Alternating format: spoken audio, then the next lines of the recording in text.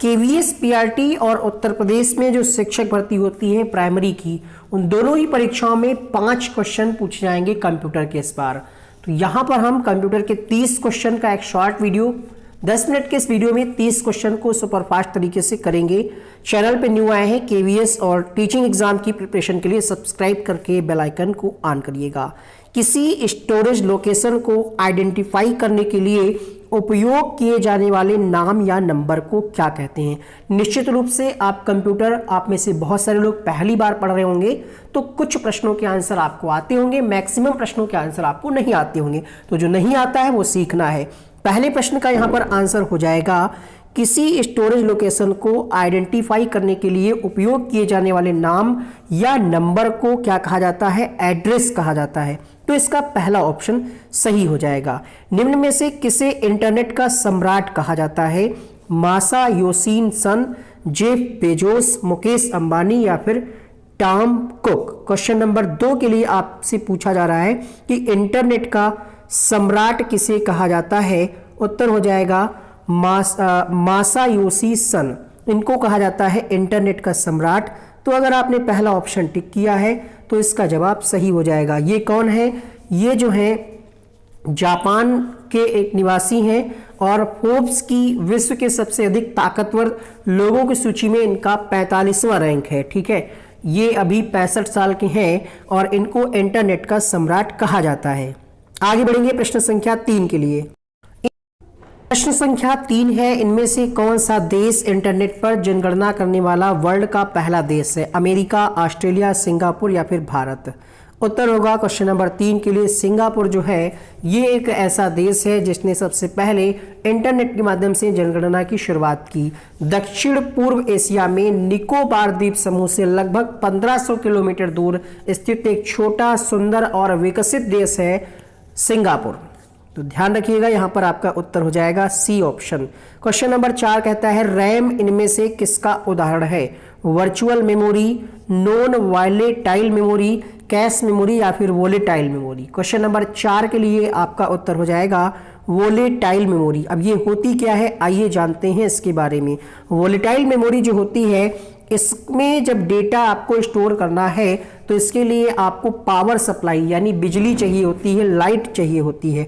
ठीक है, तो ये रैम जो है ये एक किसका उदाहरण है? वॉलेटाइल मेमोरी का। ठीक है, वॉलेटाइल मेमोरी का उदाहरण है रैम, क्योंकि इसमें अगर आपको डेटा सेव करना है तो इसके लिए आपको पावर सप्लाई यानी इलेक्ट्रिसिटी की आवश्यकता पड़ेगी। अगर इलेक्ट्रिसिटी नहीं होगा तो आप इसमें डेटा स्टोर नहीं कर पाएंगे। विश्व में सबसे कम उम्र के वेब डिजाइनर होने का गौरव किसे मिला? अजय पुरी, संदीप शर्मा, समीर महलोत्रा या फिर संजीत शर्मा? क्वेश्चन नंबर 5 उत्तर होगा यहाँ पर अजय पुरी। ये सबसे कम उम्र के वेब डिजाइनर हैं, इनका नाम है अजय पुरी। अब आपसे प्रश्न ये भी पूछा जा सकता है कि अजय पुरी जो है ये वेब डिजाइनर है तो इनकी मतलब उम्र कितनी है कम से कम? तो आप क्या बताएंगे यहाँ पर? जब इनको ये खिताब मिला, मतलब जब ये डेटा में आया तब ये 6 साल के थे सिर्फ। ठीक है, तो ये 6 साल के थे, ये सबसे कम उम्र के वेब डिजाइनर होने का गौरव इनको प्राप्त हुआ है, अजय पुरी। अगला प्रश्न देखिएगा, इलेक्ट्रॉनिक कंपोनेंट वाले थिन प्लेट या बोर्ड को क्या कहते हैं? हार्ड डिस्क, स्कैनर, रैम या फिर सर्किट बोर्ड? प्रश्न संख्या 6 उत्तर होगा सर्किट बोर्ड कहा जाता है। इलेक्ट्रॉनिक कंपोनेंट वाले थिन बोर्ड को सर्किट बोर्ड कहते हैं। नीचे दी गई भाषा में कौन सी भाषा को कंप्यूटर बिना ट्रांसलेशन प्रोग्राम के समझता है? मशीनी भाषा, C++ या फिर इनमें से कोई नहीं? क्वेश्चन नंबर 7 में आपका उत्तर होगा मशीनी भाषा को कंप्यूटर बिना ट्रांसलेशन प्रोग्राम के समझता है। भारत में किस वर्ष इंटरनेट की शुरुआत हुई थी? 1992, 1994, 1995 या फिर 1998? क्वेश्चन नंबर 8 में आपका उत्तर हो जाएगा शुरुआत हुई थी अगस्त में 1995 में। उत्तर होगा यहाँ पर आपका ऑप्शन नंबर सी। एक सामान्य कीबोर्ड में फंक्शन की संख्या कितनी होती है? तो F1 से स्टार्ट होती है, F1, F2, F3, F4, F5, F6 ऐसे करते करते F12 तक होता है, तो इनकी संख्या 12 होती है। 9 का आंसर होगा ऑप्शन नंबर डी। निम्न में से क्या स्टोरेज का सबसे बड़ा यूनिट है? गीगाबाइट, मेगाबाइट, टेराबाइट या फिर बाइट? पढ़ते होंगे 1 GB, 2 GB है ना, TB, तो सबसे बड़ा स्टोरेज पूछा जा रहा है वो होता है आपका टेराबाइट। अगला प्रश्न क्या कहता है, भारत के किस राज्य ने सबसे पहले इंटरनेट पर टेलीफोन डायरेक्टरी उपलब्ध कराई थी? सिक्किम, केरल, महाराष्ट्र या फिर गुजरात? आपके सिलेबस में कंप्यूटर का इतिहास है, तभी हम ऐसे सेलेक्टेड क्वेश्चंस आपके लिए लेकर के आए हैं। चैनल पे न्यू आए हैं, सब्सक्राइब वाला बटन दबाइए और बेल आइकन को ऑन करिए। उत्तर होगा यहाँ पर सिक्किम। अगला प्रश्न क्या कहता है, शिक्षा संस्थान या एजुकेशन डोमेन का एक्सटेंशन क्या होता है? जो शिक्षा संस्थान होती है उनकी जो वेबसाइट होती है उनका जो एक्सटेंशन होता है वो होता है .edu। पहला ऑप्शन यहाँ पर सही हो जाएगा, एजुकेशन से ये है edu, EDU। प्रथम पीढ़ी के कंप्यूटर में क्या उपयोग होता था? वैक्यूम ट्यूब, सेमीकंडक्टर चिप, दोनों या फिर इनमें से कोई नहीं? 13वें प्रश्न में आपका उत्तर हो जाएगा वैक्यूम ट्यूब का उपयोग होता था पहले पीढ़ी के जो कंप्यूटर होते थे। वर्ड डॉक्यूमेंट का डिफॉल्ट फाइल एक्सटेंशन क्या होता है? वर्ड की बात करी जा रही, MS वर्ड आप पढ़ते होंगे, नाम सुना होगा। तो वर्ड में जो होता है वो होता है डॉक, ठीक है, .doc। जितनी भी वर्ड की फाइल होंगी उन सभी में आपको ये लिखा हुआ मिलेगा। 14वें प्रश्न में आपका पहला विकल्प सही हो जाएगा। MICR में C का पूरा नाम क्या होता है? तो MICR का फुल फॉर्म है मैग्नेटिक इंक कैरेक्टर रिकॉग्निशन। तो C फॉर यहाँ पर क्या होगा? कैरेक्टर, ठीक है। R फॉर पूछे तो आप लगा दीजिएगा M फॉर मैग्नेटिक। अगला प्रश्न है यहाँ पर गूगल क्या है? सॉफ्टवेयर है, सर्च इंजन है, हार्डवेयर है या फिर इनमें से कोई नहीं? 16वें प्रश्न में आपका उत्तर हो जाएगा ये एक प्रकार का सर्च इंजन है, इस पर आप कुछ भी सर्च करते हैं। निम्न में से कौन सा प्रिंटर स्ट्रोक से अक्षर प्रिंट करता है? Laser printer, dot matrix printer या फिर इसका उत्तर होगा दोनों या फिर कोई नहीं? क्वेश्चन नंबर यहाँ पर आपसे पूछा जा रहा है 17 और इस प्रश्न का उत्तर होगा डॉट मैट्रिक्स प्रिंटर स्ट्रोक से अक्षर प्रिंट करता है, ठीक है। तो यहाँ पर आपका उत्तर हो जाएगा ऑप्शन नंबर बी के साथ। क्वेश्चन नंबर 18, इंटरनल स्टोरेज एक डैश स्टोरेज है? प्राइमरी, सेकेंडरी, दोनों या फिर इनमें से कोई नहीं? तो जो इंटरनल स्टोरेज आपका होता है, जैसे आप मोबाइल लेने जाते हैं तो कहता है इंटरनल कितनी मेमोरी होगी, एक्सटर्नल मतलब आप कितनी उसमें चिप ऐड कर सकते हैं।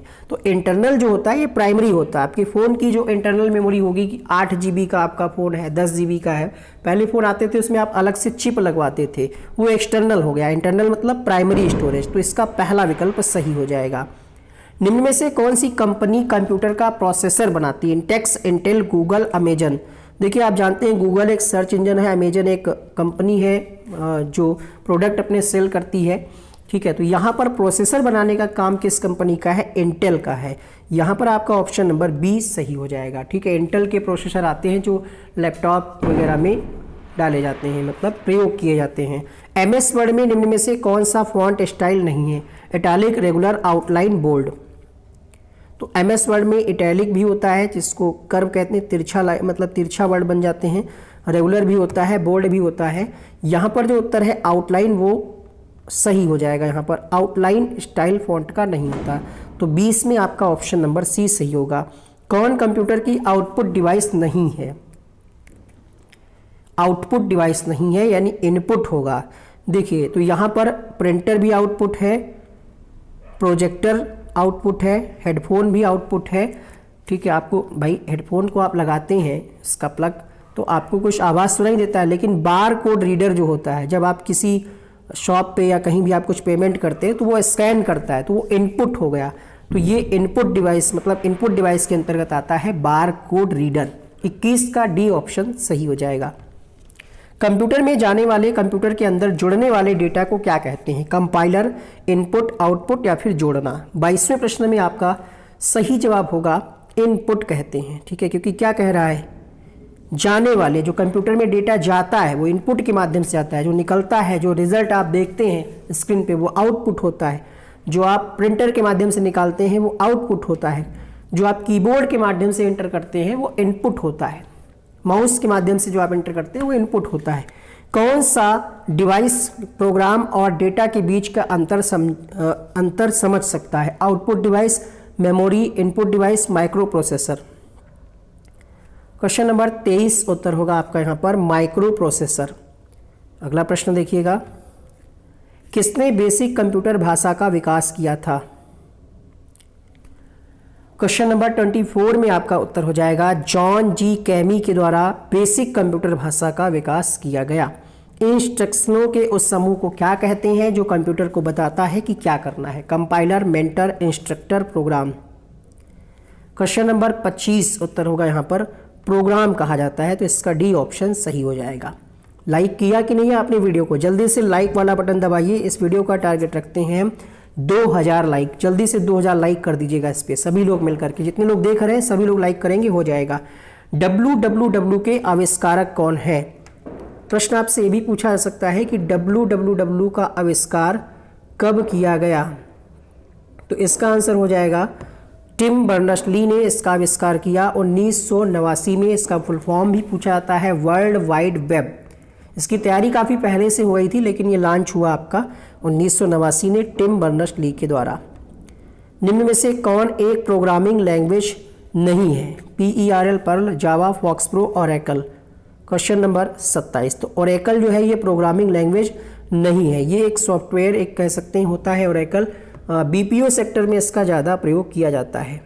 ठीक है, तो ये ओरेकल अगर आपसे पूछ ले क्या है, तो ये एक कारपोरेशन द्वारा निर्मित मार्केट किया हुआ एक सिस्टम है, RDBMS सिस्टम है। आगे बढ़ेंगे। Question number 28। प्रमुख मेमोरी किसके समन्वय से कार्य करती है? जो मेन मेमोरी होती है ये CPU के समन्वय से कार्य करती है। एक प्रश्न आपके लिए हम पूछेंगे कि CPU का फुल फॉर्म क्या है और कंप्यूटर का मस्तिष्क किसको कहते हैं? कमेंट बॉक्स में सबका उत्तर चाहिए। कौन सी भाषा सभी कंप्यूटर में लागू होती है? बेसिक भाषा, कोबोल भाषा, मशीनी भाषा या फिर फोर्ट्रान भाषा? सभी कंप्यूटर में लागू होने वाली भाषा है कौन सी? मशीनी भाषा या मशीन भाषा। तो इसका सी सही हो जाएगा। निम्न में से कौन सा ऑप्टिकल डिस्क का उदाहरण है? प्रश्न संख्या 30। डिजिटल वर्साटाइल डिस्क, ये ऑप्टिकल डिस्क का उदाहरण है। यहाँ पर आपका ऑप्शन सी सही हो जाएगा। यहाँ पर हमने कुछ अन्य क्लासेस के लिंक लगा दिए हैं। KVS का पिछला पेपर कैसा आया था वो आप यहाँ पर क्लिक करके देख सकते हैं, और KVS का नया सिलेबस क्या है वो आप यहाँ पर क्लिक करके देख सकते हैं। उम्मीद करते हैं इस क्लास से आपने कुछ नया सीखा होगा। तो इस वीडियो को अपने 5 दोस्तों तक शेयर करिएगा ताकि वो भी कुछ इस वीडियो से सीख सकें।